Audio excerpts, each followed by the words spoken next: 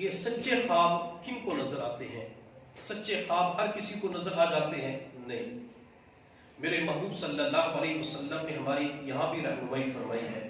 میرے محبوب صلی اللہ علیہ وسلم نے ارشاد فرمایا وَأَصْدَقُكُمْ رُؤْيَا أَصْدَقُكُمْ حَدِيثًا، کہ تم میں سب سے زیادہ سچا خواب اس کا ہوتا ہے جو اپنی زبان کے اعتبار سے سچا ہوتا ہے، جو اپنی زبان سے سچ بولتا ہے، جھوٹ نہیں بولتا، کسی کو گالی نہیں دیتا، اس زبان سے کسی کی غیبت نہیں کرتا، فخر اور تکبر کا جملہ استعمال نہیں کرتا، ایذا پہنچانے والے الفاظ کا استعمال نہیں کرتا، زبان سے حق اور سچ بات کی ادائیگی کا اہتمام کرتا ہے، تو اسے نظر آنے والے خواب سچے ہوتے ہیں۔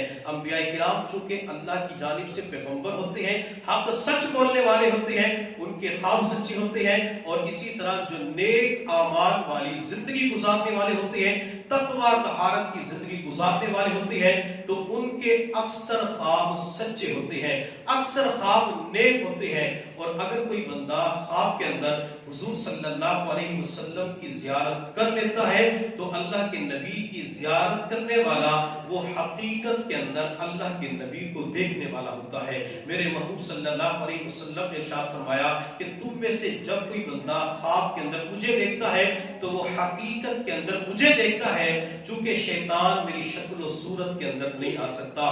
اگر کسی بندے کو یہ نعمت مل جاتی ہے، وہ بندہ اپنے آپ کو مبارکباد پیش کرے کہ الحمدللہ ثم الحمدللہ، مجھے اللہ کے نبی کی زیارت نصیب ہو چکی ہے۔ اور اللہ کے نبی کی زیارت اسی بندے کو نصیب ہوتی ہے جو اپنی زبان کی حفاظت کرتا ہے، اپنی آنکھوں کی حفاظت کرتا ہے۔ جب یہ آنکھیں حیا والی ہوتی ہیں، ان آنکھوں کے اندر حیا کا سرما ہوتا ہے، ان آنکھوں سے بندہ بد نظری کا مرتکب نہیں ہوتا، تو اللہ تعالیٰ خواب کے اندر آمینہ کا لال دکھا دیتے ہیں، خواب کے اندر نبی علیہ السلام کی زیارت کروا دیتے ہیں۔ پرسوں کی بات ہے، مجھے ایک شخص ملا، اس نے کہا کہ حضرت مجھے نبی علیہ السلام کے چہرے کے بارے میں بتلائیں، اللہ کے نبی کا چہرہ کیسے تھا؟ تو میں نے نبی علیہ السلام کی مبارک پیشانی، بھویں، پلکیں، ناک مبارک، رخسار اور داڑھی کا تذکرہ کیا۔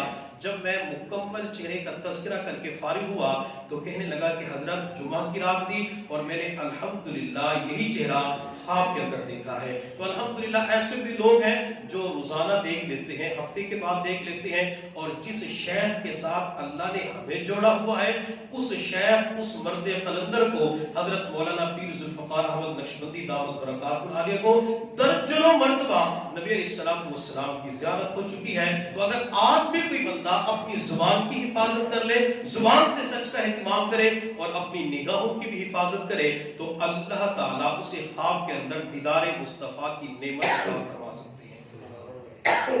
کسی کہنے والے نے کیا خوب کہا،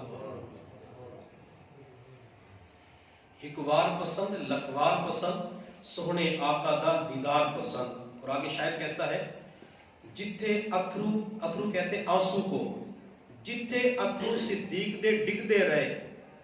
غار سور کا واقعہ پس منظر پیش کر رہے ہیں کہ سیدنا صدیق اکبر رضی اللہ تعالیٰ عنہ کو جب سانپ نے ڈسا اور پیغمبر ابو بکر کی گود میں سر رکھ کے آرام کر رہے تھے، تو ابو بکر نے جسم کو حرکت نہیں دی، جنبش نہیں ہوئی، تو ابو بکر کی آنکھوں سے آنسو جاری ہو گئے، اور یہ آنسو نکلنے والے میرے پیغمبر کے رخسار کے اوپر گر پڑتے ہیں۔ تو شاعر کہتا ہے جتھے اتھرو صدیق دے ڈگ دے رہے، ساکو او آقا دا رخسار پسند۔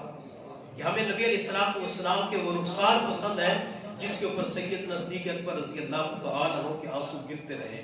تو خواب کے اندر جو نبی علیہ السلام کو دیکھ لیتا ہے تو وہ حقیقت میں اللہ کے نبی کو دیکھنے والا ہوتا ہے۔ میں ایک مدرسے کے اندر پڑھانے کے لیے گیا تو مدرسے کے اندر معلمہ کہنے لگی کہ میری 4 سال کی بچی ہے، وہ آپ سے بات کرنا چاہتی ہے۔ تو میں نے کہا بچی کو اندر کمرے میں بھیج دیں۔ جب وہ بچی میرے پاس آئی تو میں نے پوچھا کہ بیٹی کیا بات ہے؟ تو اس نے مجھے آگے سے کہا کہ رات میں نے محمد کو دیکھا ہے صلی اللہ علیہ وسلم۔ تو میں بڑا حیران ہو گیا کہ 4 سال کی بچی ہے اور بچی کہتے میں نے محمد کو دیکھا ہے۔ تو میں نے کہا محمد کسی بچے کو دیکھا ہے؟ کہتے نہیں اللہ کے نبی کو دیکھا ہے۔ تو میں نے کہا اللہ کے نبی نے آپ سے کیا کہا؟ تو کہنے لگی مجھے اللہ کے نبی نے فرمایا کہ تو مجھے اچھی لگتی ہے۔ تو میں نے محمد سے کہا کہ آپ مجھے اچھے لگتے ہیں۔